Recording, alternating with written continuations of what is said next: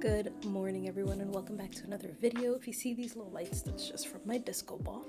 And I have my windows open because the sun is finally out. So I figured for this recap, for the recap of Leviticus, we would do like a week in my quiet time. I don't think it's a full week, I think it's like 4 days. But if you have no idea what I'm talking about, I'm doing my Bible in a Year reading plan, and I'm doing recap videos for every book of the Bible. Just a time where we can chat, talk about things that maybe stood out to me, that I found interesting, and kind of recapping the entire book. So yeah, today's readings are chapters 1 through 7. So I'm going to read and we'll just chat as things come up. I'll share them with you and then we'll just continue on throughout the rest of the week. I did want to say, let me move my cart over here. For my Bible, I am using my ESV Interleave Journaling Bible, and then if I need any more information, I have my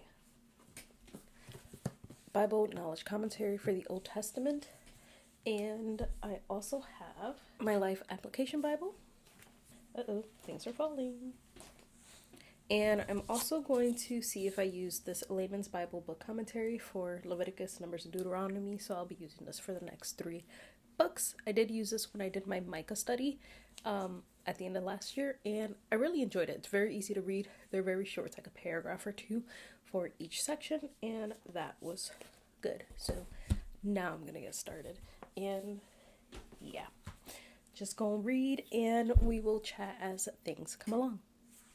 So I decided to open up the Layman's Commentary just because I already see that I'm going to struggle with Leviticus. The little titles or subheaders on the chapters are like the laws for burnt offerings, law for grain offerings, laws for peace offerings, laws for sin, and just we're going to be going through a lot of law, and I'm going to need as much help as possible because this is not my favorite part of La Biblia. So I opened this up, and the first section here is the Lord's word for dedicating life through sacrifices, and it's actually for chapters 1 through 7, which is what we're reading today. So that is convenient. First part is laying a manual for offering sacrifices, background information, 3 types of sacrifices, and 7 categories for offenses requiring offerings. I'm going to read this hand in hand with that, and I'm also going to read the little introduction. So that is my plan.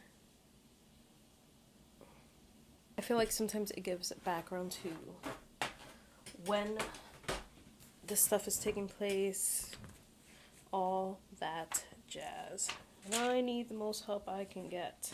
Oh, and here it has like a little chart of offerings in Leviticus. So offerings, the purpose, significance, and Christ's perfect offering. So I'll put that up on the screen so you guys can see it too, and hopefully it is helpful. I might actually make a copy of this and put it in my Bible. So let's see. The purpose: a handbook for the priests and the Levites outlining their duties in worship, and a guidebook of holy living for the Hebrews. Says holiness is mentioned more times, 152 times, than in any other book of the Bible. Interesting. Holiness means separated or devoted. God removed his people from Egypt. Now he was removing Egypt from the people. He was showing them how to exchange Egyptian ways of living and thinking for his ways. That's the explanation. Now the importance is that we must devote every area of life to God. God desires absolute obedience in motives as well as practices. Though we do not observe all worship practices of Israel, we are not to have the same spirit of preparation, and we are to have the same spirit of preparation and devotion. So I might actually add all those notes into my Bible because I'm gonna need that. And maybe at the end of, I feel like this is gonna be a book where I have a lot of notes. So when I'm gonna take notes in my Bible and I'm pulling it from different resources, what I like to do is write whatever I want to write in my Bible on a sticky note, and at the bottom write where it came from. And then what I will actually do is just stick it on top of the book, or stick it in my Bible just loosely and then go back. So I think that's what I'm gonna do now, and then I will chat with you guys after I've read. I feel like I've said that multiple times and have not actually read yet, so this time I mean it. I'm going to be writing notes, doing things, and we will chat in a little bit. So I'm almost done reading for today, but I figured I'd just go over what I've gotten out of this so far. This is very hard for me to read. Also, I don't know what's up with my mic. I was listening to some of the audio from my last video like on my headphones, and it sounds weird. So I'm sorry if you're a headphones user. It sounds a little, I don't know, crinkly. The sound coming out of my laptop and everything sounds fine, so I don't know what the issue is, so I'll have to figure that out. But I figured we'd just start from the beginning really quick, and then we'll chat tomorrow. So Leviticus, it means of the Levites. This book is explaining to the Levites, the priests, and eventually to the people, like what they need to do for the different offerings and the stuff the Lord has commanded. So in chapter 1, it's about the laws for burnt offerings, and this was so the worshiper may be accepted by the Lord, could find atonement, and that the Lord would be pleased. The grain offerings it's what I'm finding is that it was just for a pleasing odor to the Lord, and the peace offerings were usually marking a time of joy and celebration. What I'm reading from like the little layman's book commentary is that, I don't know, the sin offering, the guilt offering kind of sound the same. I would have to probably go more in depth in the study to figure out the exact differences. I know my life application, like I said, the sin offering was for when you sinned and did not know, but the guilt offering is for when you sinned against like the tabernacle or something holy. So I'd have to do more research to understand that, but if you guys know, definitely leave a comment down below and explain it to me, because I'm reading a lot of words. That's what I'm doing right now, reading words, not understanding a lot of it.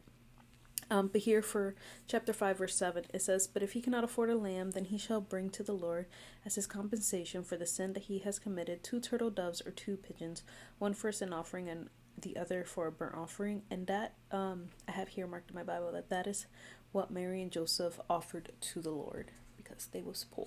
And now I'm reading into the end of chapter 6 and chapter 7, where we are, what is the title? It says the priests and the offering. So that's kind of where I'm at now, and this is where I'm going to leave you guys until tomorrow morning when we chat more, and yeah. So we'll chat then.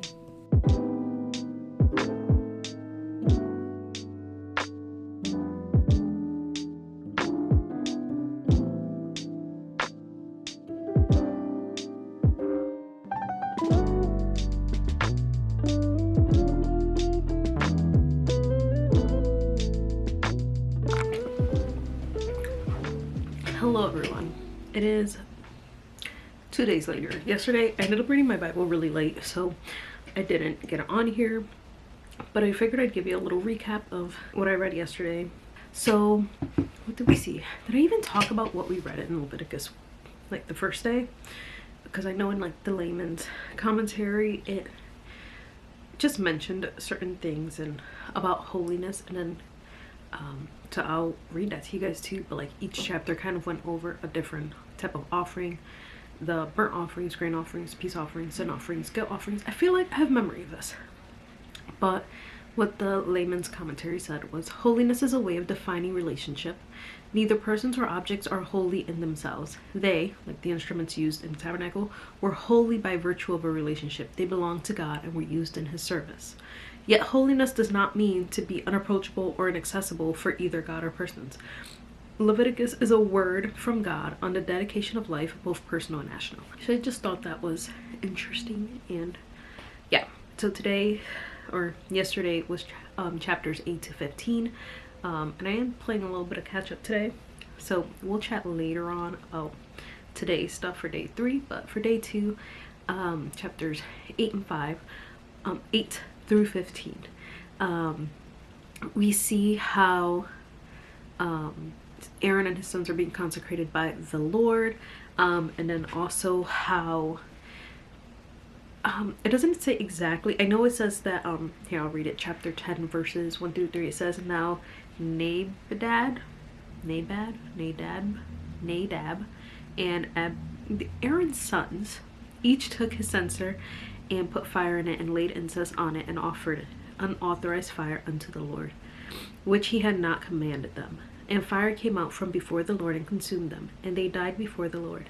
Then Moses said to Aaron, "This is what the Lord has said, among those who are near me, I will be sanctified, and before all the people I will be glorified." And Aaron held his peace. So Aaron must have known whatever they were doing was not what God had asked. But I know the Bible knowledge commentary also said, like, Aaron's sons acted contrary to God's will, and their immediate judgment by God was a dramatic example of what it meant to be cut off from his people. They were made an example of because they were going outside of what God had asked.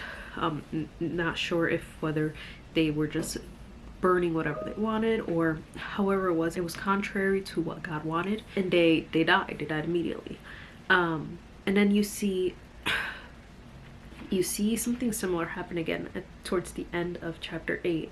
Moses was angry, but 16 to the end, you see that Moses was angry, and then Aaron gives like a reason, and Moses was satisfied with Aaron's reasoning. So I know the Bible knowledge commentary mentioned like there could have been fear just from having to make sure you do everything right before the Lord, because you are serving the Lord and having to do so many things. So don't know exactly what went wrong, but yeah, things like that happen. And then also, I know for me personally, like something that I have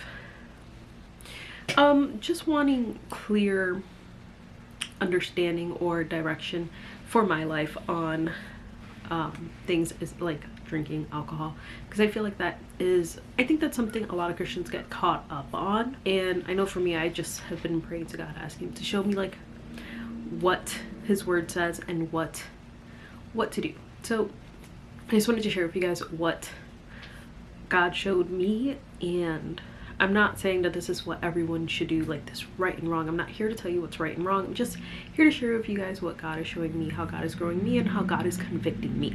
Verses 8 to 11 says, "And the Lord spoke to Aaron, saying, Drink no wine or strong drink, you or your sons with you, when you go into the tents of meeting, lest you die. It shall be a statute forever throughout your generations. You are to distinguish between the holy and the common, and between the unclean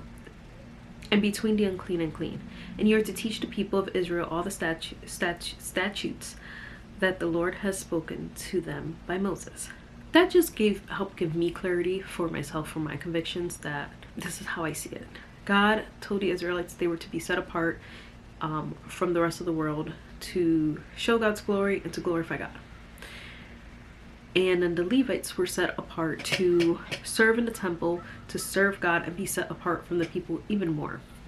They were the ones that were coming before God, and they were to distinguish between holy and common, and then they were to also teach the people the statutes of the Lord. And because of, the cross and Christ's resurrection, we no longer have need for someone else to do intercession on our behalf besides like the Holy Spirit. We have direct access to the Lord. And in Exodus, we saw that, where the Lord is holy ground. The Lord no longer has his Ark of Covenant, the tabernacle. We are the temple. We are being made holy, sanctified. And if he is making us sanctified, we are to be set apart, light and darkness, then we should be living lives that are set apart, distinguished, and sober.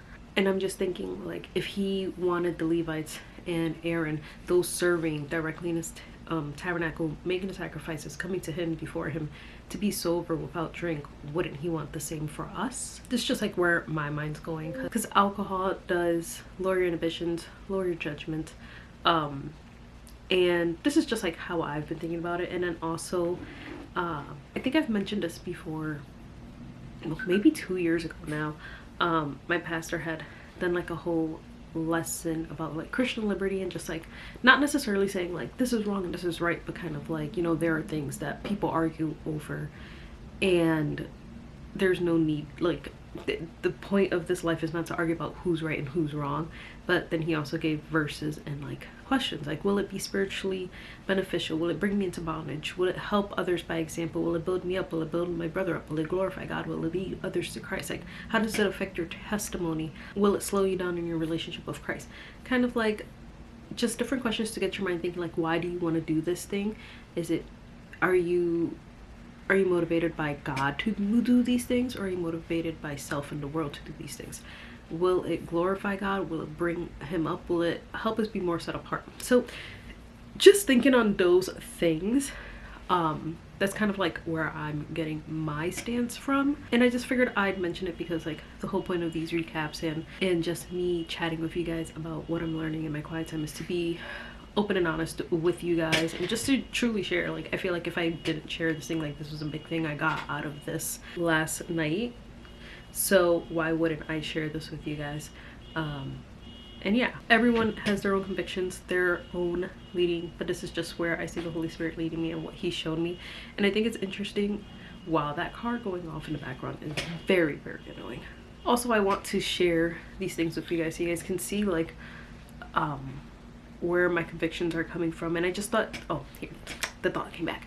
I just also find it interesting where I'm seeing a lot of these things. Like, God's been answering a lot of my questions and stuff from the Old Testament, which is very interesting because I think a lot of times we can tend to not want to read the Old Testament, not understand the Old Testament, not want to, you know, like, Jesus came and fulfilled the law, so it's like we don't need it. We don't need to read it to understand those things. But I think everything in the Bible correlates with each other and affirms each other, Old Testament and New Testament. And there's so much in the Old Testament, even some of these laws, like, some of them seem very, very extreme, but, like, you still see similarities to them in the New Testament or applications of it. And I understand that we're under grace and not the law, but I also don't want to abuse grace. So yeah, I just figured I would chat about that for a little bit and just say my 2 cents on that.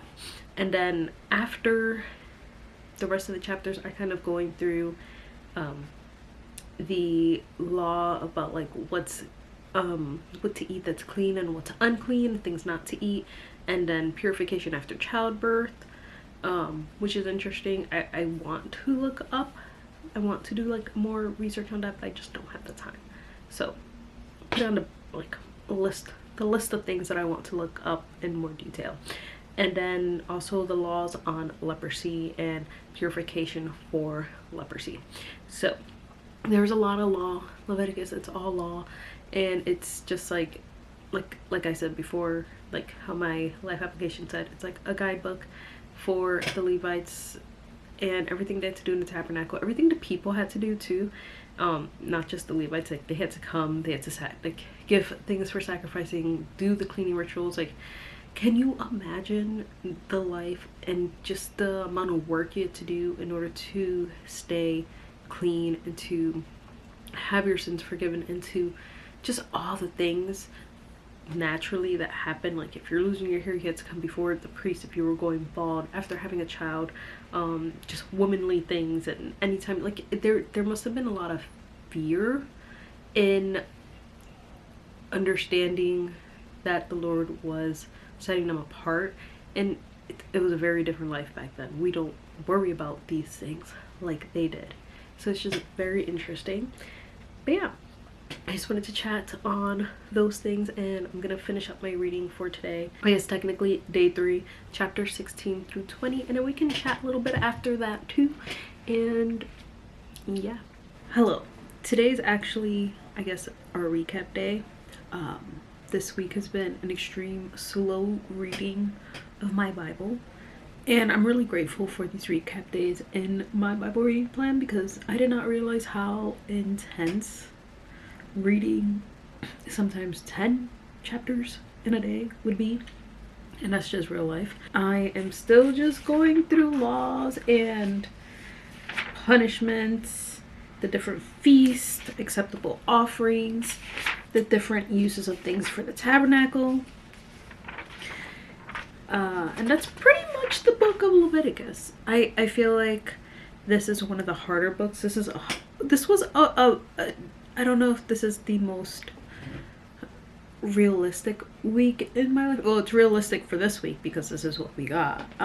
I do want to do this again for maybe a different book, just because this was I knew this was going to be a hard book for me to get through, and just read, because I knew it was all the laws and all the offerings, the sacrifices, and it's just a lot for my little brain to get through, and it can be hard, it can be challenging, it can be a little boring, and I think that's okay. We're still reading it, we're still learning. Like, I got things out of this, and I think we got caught off the bat, but yeah, what was I saying? This was just one of those weeks, and I knew going into it, it was going to be a challenge. It was going to be hard to sit here and open up my Bible and read. So at least I wasn't taken by surprise, because I knew it was going to be hard. I knew it was going to be a challenge. And yeah, I feel like this recap video is a lot different than the other two. I know for Genesis and Exodus, I sat here and kind of went through the whole entire book, and I did not do that for this one. I'm so sorry, my throat, I don't know what's wrong with my voice. It just keeps going in and out. I thought I was gonna lose it like a month ago, and then I didn't, but apparently now is the time. Oh, is that better? Hacking up a storm over here, like it's not cute. The voice sounds better. So yeah, I just knew this week was going to be a hard week, and I feel the same for Numbers. Numbers is going to be, I know Numbers is going to be a hard book to read, so, because there's just so much numbers. Oh, so much numbers. Literally, I know the book is called Numbers, but it's just all numbers. And we'll see what the commentaries have to say about it and all that stuff. I have been reading through this thingy, and it's just kind of like, this is the layman's Bible book commentary, and it's just kind of explaining the uses of the sacrifices and like what the common type practices of it were for. I think if I wasn't reading Hebrews right now with my small group and just going through that holiest of all book, I think all of this would really go over my head. But I think this just keeps reminding me, like, all these laws, all the things that people had to remember and do just for cleanliness and to staying pure and all that stuff, just reminds me how grateful I am for the sacrifice Christ made, because I don't think I would have survived. Granted, I wouldn't have known any other way of living, but this is a lot. Like, they had to do so much, and the Lord has really blessed us. And yeah, and that's what that book kind of reminds us, just like how Christ fulfilled the laws, how he fulfills his role as like the high priest, and just like all those correlations and just how everything connects. Because even, do I have my book here? Oh, I do. This book just really goes through how Christ is priest and king, and how he fulfills the laws, and you know, everything that these priests had to do and everything, and just to go into the holiest of holies and perform all these sacrifices. Christ completed that, but he also fulfills that role in our lives. So that's why I really like this, and I like that it's kind of like lining up as I'm reading through all this, even though it is hard and my brain sometimes cannot think. So I don't think I have anything more to say. I have a few chapters left, so I'm probably going to finish reading that, and then I will conclude with any final thoughts, because I don't want to end a video and then like read the last few chapters and like have an epiphany. I doubt it, but this has been a really good thing, and I think sometimes too it's nice to see that, you know, we all struggle in our quiet time. We all struggle reading the Bible, because I think on social media we can make it look so pretty and easy, and just like, why isn't everyone doing it? It's so easy to do this, and it's not. There are weeks where it's so much harder, and there are weeks where it's easy. This week was a hard week, so I'm gonna finish reading this up and then we can chat. And yeah, I did add a couple of notes here. Which I need to do more of that. I need to make sure I'm adding my notes in here, because it's the whole point of this Bible is to add my notes.